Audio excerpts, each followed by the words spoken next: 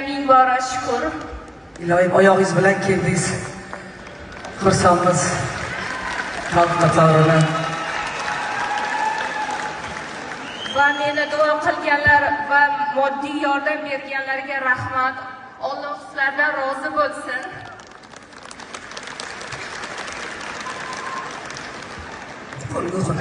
Bu baxtsiz hodisa edi. Hech kim buni xohlamagan.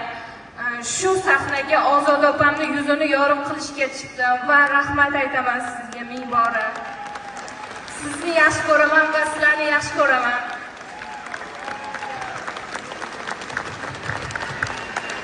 Bir narsani aytaman, Salim. Bilasizlarmi? Bu dunyodagi har bir narsa bizga sinov uchun berilar ekan. Har birimizni boshimizda har xil sinovlar bor ekan.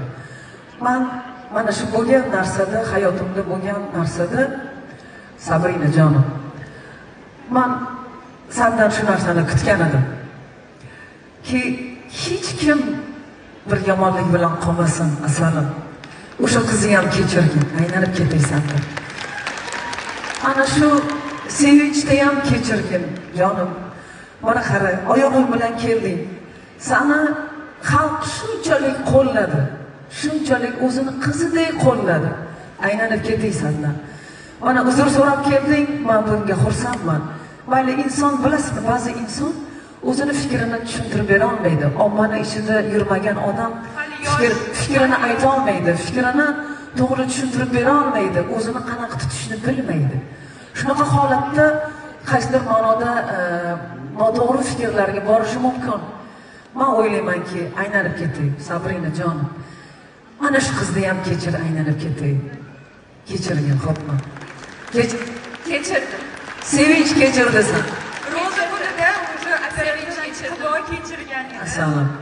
Hammaga rahmat, hammaga, mana butun mayli kim bo'lishidan qat'iy nazar, mana shu Sabrinaga jonini bergan, Sabrina uchun kuygan, Sabrinaga переживать qilgan har bir xalq vakilimizga hammanglarga rahmat, hammanglarga.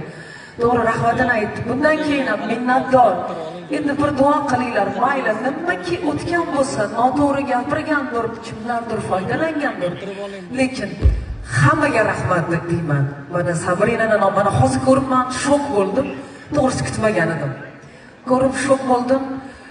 Ichimda xohlagan edim. Qaniydi? Mayli, kim aybdor, kim nima? Lekin hamma birovni farzandi. Hech kim yomon bo'lishini xohlamaydi.